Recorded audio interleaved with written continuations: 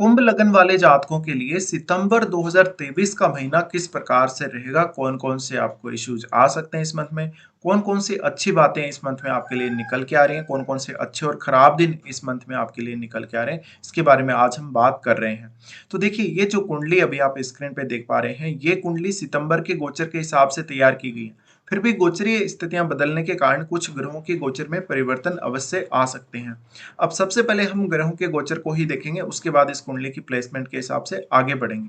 तो सबसे पहले अगर हम बात करें गोचर में यहाँ सूर्य की, तो सूर्य 17 सितंबर तक सिंह राशि में रहेंगे। इसके बाद ये कन्या राशि में चले जाएंगे। बुध सिंह राशि में वक्री होकर गोचर कर रहे हैं। शुक्र कर्क में वक्री होकर गोचर कर रहे हैं। मंगल कन्या राशि में रहेंगे इस मंथ में। यहाँ पर गुरु की अगर बात करें तो 4 सितंबर से गुरु मेष राशि में वक्री होने जा रहे हैं। शनि कुंभ में अभी वक्री होकर गोचर कर रहे हैं। चंद्रमा 1 सितंबर को मीन राशि में गोचर करेंगे। राहु मेष में गोचर कर रहे हैं और केतु तुला में गोचर कर रहे हैं। तो ये गोचरीय स्थितियां हैं। इसके बाद अब हम देखेंगे इस गोचर का आपको रिजल्ट क्या मिल सकता है। देखिए, लग्नेश के ऊपर हम हमेशा फोकस करते हैं और लग्नेश से ही स्टार्ट करते हैं। आज भी हम लग्नेश से ही शुरू करने वाले हैं। लग्नेश आपके शनि है। शनि अभी वक्री स्थिति में चल रहे, तो थोड़ा सा स्वास्थ्य का ध्यान जरूर रखिएगा। साथ ही साथ आपके बहुत सारे ऐसे कार्य जहाँ पे काफ़ी ज़्यादा अभी तक रुकावट आ गई थी, जैसे कि आप मेहनत किए जा रहे थे लेकिन आपको रिजल्ट नहीं मिल रहा था। काफ़ी बार आपका लोगों से मनमुटाव भी हुआ, काफ़ी बार आपको हेल्थ के इश्यूज में, उन सब मामलों में अभी रिलीफ मिलने वाला है। साथ ही साथ अगर आपका मैरिज काफ़ी ज़्यादा डिले हो रहा था, तो अब आपके मैरिज के भी काफ़ी अच्छे चांसेस बन रहे हैं। साथ ही शनि का ये गोचर कहीं न कहीं आपको बिज़नेस में भी हेल्प करेगा, जीवन साथी की सेहत अगर खराब थी, उसमें भी काफ़ी ज़्यादा हेल्प करेगा। अब मेन यहाँ पे शनि का जो रिज़ल्ट है, क्योंकि शनि 12वें घर के भी स्वामी हैं आपकी कुंडली में और शनि का एस्पेक्ट आपके 10th हाउस पे है। 10th हाउस पे जो एस्पेक्ट है, उसकी वज़ह से आपके करियर में अब काफ़ी अच्छी ग्रोथ होने की संभावनाएँ बनेगी आगे चलकर। साथ ही साथ शनि का यहाँ पर एस्पेक्ट रहने की वज़ह से हालाँकि आपके ऊपर ज़िम्मेदारियाँ अभी भी हैं, लेकिन उन ज़िम्मेदारियों को वहन करने का जो प्रेशर है, जो एक बोझ है, वो आपके ऊपर अब नहीं रहेगा। साथ ही शनि 12वें घर के स्वामी, जिन लोगों को भी अभी फॉरेन में सेटल होना है, वो प्लान कर सकते हैं, विदेश जा सकते हैं आप लोग। अगर किसी का कोई वीज़ा वगैरह पेंडिंग रह गया है, वीज़ा नहीं आया है, तो आप एक बार फिर से अप्लाई कर सकते हैं। यानी जो भी कार्य आपके पेंडिंग रह गए हैं, उनको एक बार फिर से फोकस करके पूरा कीजिएगा। उसके बाद हम आगे बढ़ेंगे, गुरु के बारे में बात करेंगे। गुरु सेकंड लॉर्ड है और ये थर्ड हाउस में वक्री होने जा रही है इस मंथ में और इनके पास आपका लाभ स्थान भी है। तो लाभ स्थान और ये दोनों धन वाले जो भाव है, धन से संबंधित भाव इनके पास ही है। इस वजह से काफी ज्यादा गहरा प्रभाव आपकी लाइफ पर इनका पड़ने वाला है। अब ये वक्री होने वाले हैं, तो वक्री होने से आपका धन कहीं ना कहीं फंस सकता है या जिस हिसाब से आपको अभी तक पैसा आ रहा था उतना पैसा आपका ना आए।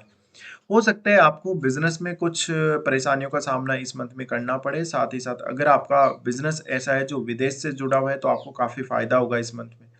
देखा जाए तो गुरु थर्ड हाउस में वक्री हो रहे हैं और आप लोगों की एजुकेशन के लिए भी ये ज़िम्मेदार रहेंगे। एजुकेशन संबंधी मामलों में भी थोड़ा-सा यहाँ रुकावटें आ सकती हैं। अगर आपको अपनी एजुकेशनल पर्पज़ के लिए विदेश जाना था, तो एक बार फिर से अपने विचार कर लीजिए प्लान पर और उसको अगर आप बदलना चाहते हैं, तो फिलहाल बदल सकते हो। अब जो यहाँ पर गुरु है, गुरु जब वक्री होने जा रहे हैं, तो देखिए सडनली आर्थिक स्थिति में कुछ बड़े बदलाव आ सकते हैं, क्योंकि ये राहु के साथ गोचर कर रहे हैं और अब तक ये वृषभ राशि की तरफ जा रहे थे, लेकिन अब ये गुरु राहु के अकॉर्डिंग चलने लगेंगे, यानी राहु जिस हिसाब से चल रहे हैं ये वैसे ही चलने लगेंगे। तो ये स्थिति हालांकि बहुत लंबे टाइम तक नहीं रहेगी। 30 अक्टूबर तक कुल मिला के राहु और ये दोनों साथ हैं। उस वजह से कुछ हद तक अभी आपको अवेयर रहना ही पड़ेगा और एक जिस हिसाब से अभी तक आप मेहनत करते आ रहे थे, लगातार एफर्ट करते आ रहे थे, वो एफर्ट आपको लगाने ही लगाने। अब गुरु यहाँ से सप्तम भाव को देखेंगे, तो जीवन साथी की सेहत को लेके यहाँ पे थोड़ा बहुत इश्यू क्रिएट कर सकते हैं। साथ ही आपस में मनमुटाव की स्थितियां बन सकती हैं आपके जीवन साथी के साथ। अगर पहले से इस प्रकार की स्थितियां चल रही हैं, तो और ज्यादा भयंकर स्थिति हो सकती है। इसके बाद गुरु देख रहे हैं आपके 9th हाउस को। 9th हाउस को देखने की वजह से अगर आपको अपने स्टडी पर्पस के लिए या कोई भी आध्यात्मिक टूर करना था या कोई भी अन्य कार्य जिसकी वजह से आपको किसी दूसरे स्टेट में जाना था या दूसरे कंट्री में ट्रेवल करना था, तो उन कार्यों में अभी थोड़ा सा रुकावटें रह सकती हैं। इसके बाद ये यहाँ से देख रहे हैं लाभ स्थान को। लाभ स्थान को देखने से जैसे कि मैंने आपको बोला कि आप इस समय किसी को भी पैसे उधार ना दीजिएगा, वरना आपका पैसा वापस लौट कर नहीं आएगा। साथ ही साथ आपका पैसा कहीं पर फंस सकता है, आप कहीं गलत तरीके से इन्वेस्ट कर सकते हो अपने पैसे को, तो ये जरूर ध्यान रखिएगा। साथ ही आप अगर दान पुण्य करना चाहते हैं, तो इस समय आप कर सकते हैं। अब यहाँ पर हम आगे बढ़ेंगे और मंगल के बारे में बात करेंगे। मंगल जो कि तीसरे घर के स्वामी और आपकी कुंडली में 10वें घर के भी स्वामी, इसलिए इनका गोचर काफ़ी महत्वपूर्ण हो जाता है और इनका गोचर अभी अष्टम भाव में चल रहा है, कन्या राशि में। तो कन्या राशि में इनका जब गोचर चल रहा है, देखिए थोड़ा-सा कार्य को लेके थोड़ा स्ट्रगल ज़्यादा है, थोड़ी मेहनत ज़्यादा है और ज़िम्मेदारी भी आपके ऊपर काफ़ी ज़्यादा है। तो यहाँ पर बचिएगा, किसी भी प्रकार से स्ट्रगल करने से बचिएगा, अपने आप को स्ट्रॉन्ग रखिएगा। साथ ही ये मंगल अष्टम का है, तो ज़मीन जायदाद का अगर कोई मैटर अभी आप लोगों का चल रहा है जो कि काफ़ी ज़्यादा बिगड़ चुका है, जहाँ पे स्थिति काफ़ी ज़्यादा खराब हो चुकी है, तो यहाँ सावधानी बरतें। साथ ही पैतृक संपत्ति में किसी प्रकार का विवाद ना करें। साथ ही अपने इन-लॉज़ के साथ भी आप लोग अच्छे संबंध रखेंगे तो बेहतर रहेगा। इसके अलावा ये मंगल आपकी जोखिम लेने की क्षमताओं को बढ़ा देगा। आपको तेज़ स्पीड से गाड़ी नहीं चलानी, वरना आपका एक्सीडेंट होना या चोट लगने की संभावनाएँ बन जाएँगी। अब उसके बाद यहाँ पर जो मंगल का एस्पेक्ट जा रहा है, वो आपके लाभ स्थान पे जा रहा है। लाभ स्थान पे जाने की वजह से कुछ हद तक ये प्रॉपर्टी संबंधी मामलों में मंगल आपको मदद कर सकते हैं। इसके अलावा मंगल का वाणी स्थान पर भी एस्पेक्ट है, जिस वजह से आपको इस मंथ में अपनी वाणी को कंट्रोल करके चलना होगा, वरना आपको काफ़ी दिक्कतें हो सकती हैं।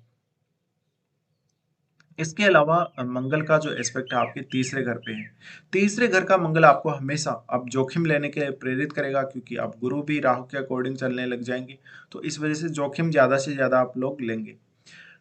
इसके बाद हम देखते हैं शुक्र को। शुक्र जो कि चौथे घर के स्वामी और 9वें घर के स्वामी बनते हैं आपकी कुंडली में, इनका गोचर हो रहा है छठे घर में। तो देखिए वक्री होकर शुक्र जब इस तरह से गोचर करते हैं, मैरिड लाइफ में काफ़ी सारे इश्यूज क्रिएट हो सकते हैं, जैसे कि आप जीवन साथी से संतुष्ट नहीं हो या उनके फीडबैक से आप संतुष्ट नहीं हो या रिलेशनशिप का कुछ इश्यू आ रहा है। साथ ही आप अपने वर्क प्लेस पे थोड़ा-सा ध्यान दीजिएगा। वर्क प्लेस पे कुछ ऐसी स्त्रियाँ हो सकती हैं, जो आपसे दोस्ती करने को देखें या जो आपके साथ किसी भी प्रकार से रिलेशनशिप में आएँ। अब ये जो शुक्र है, देखिए ज़्यादातर आपका पैसा खर्च करवाएगा इस मंथ में, तो आपको अपने पैसे को सेव करके रखना पड़ेगा, आपको सोच समझ कर पैसा खर्च करना पड़ेगा। यहाँ पर शुक्र होने की वजह से कुछ हद तक आपको लग्ज़री चीज़ों में, लग्ज़री कार्यों में काफ़ी ज़्यादा असंतुष्टि होने की भी संभावना है, क्योंकि शुक्र वक्री स्थिति में है। इसके अलावा शुक्र यहाँ से देख रहे हैं 12वें भाव को। 12वें भाव को देखने की वजह से ये कुछ हद तक आपको रिलेशनशिप को लेकर काफ़ी ज़्यादा असंतुष्टि दे सकते हैं। इसके बाद हम आगे बढ़ेंगे, बुध के बारे में बात करेंगे। बुध जो कि आपके पंचमेश और आपकी कुंडली में अष्टमेश है, इनका गोचर हो रहा है सप्तम भाव में और ये वक्र स्थिति में चल रहे हैं। तो देखिए, जैसे कि मैंने अभी-अभी आपको बोला कि अगर आप स्टूडेंट हैं तो आपको एजुकेशन को लेके दिक्कत आ सकती है।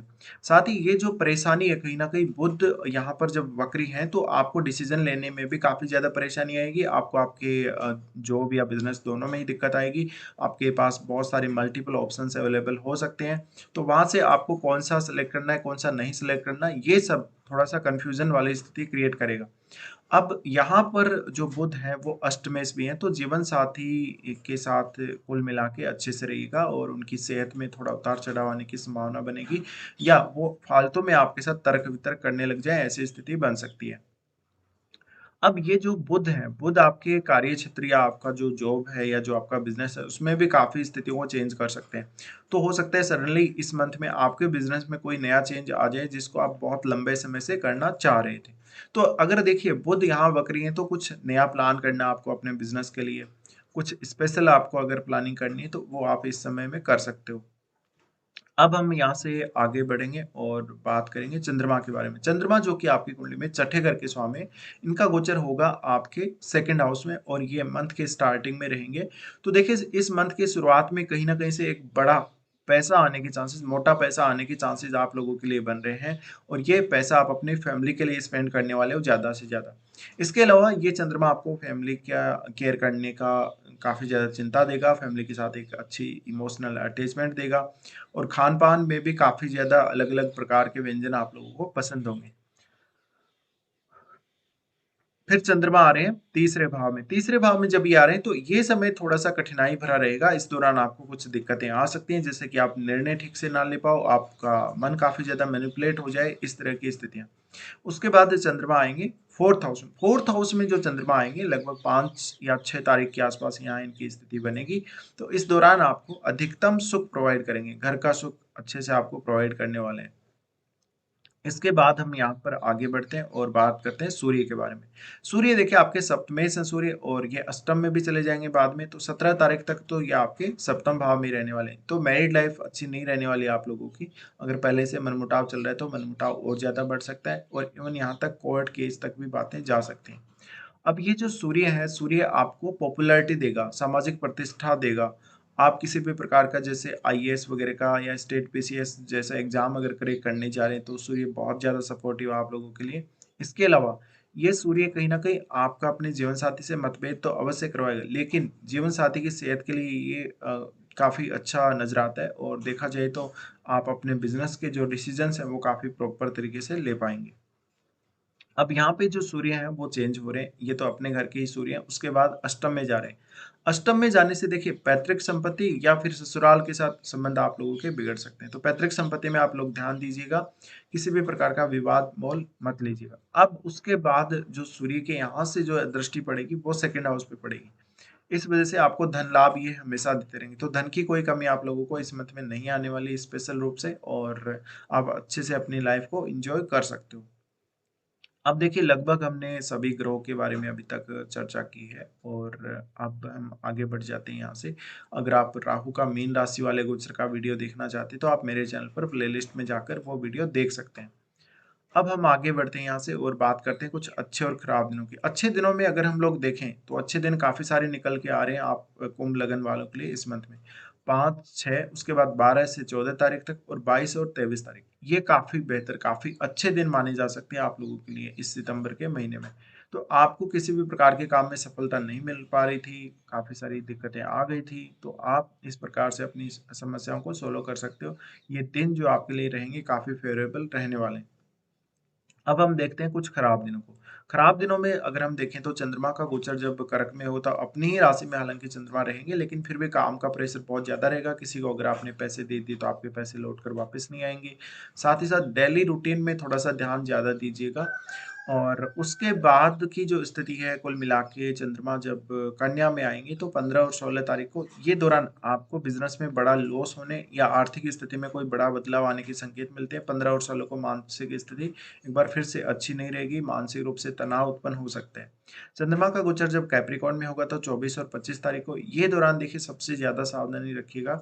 इस दौरान काफ़ी गलत डिसीज़न्स आप लोग ले सकते हैं, स्वास्थ्य को लेके दिक्कतें हो सकती हैं या कुछ ऐसे खर्चे जो बिल्कुल फालतू के खर्चे हो सकते हैं, वो आप लोगों को इन 2 दिनों में करने पड़ सकते हैं। तो कुल मिलाकर हम पूरा यहाँ डिस्कशन कर चुके हैं। फिलहाल ये वीडियो देखने के लिए आप लोगों को धन्यवाद।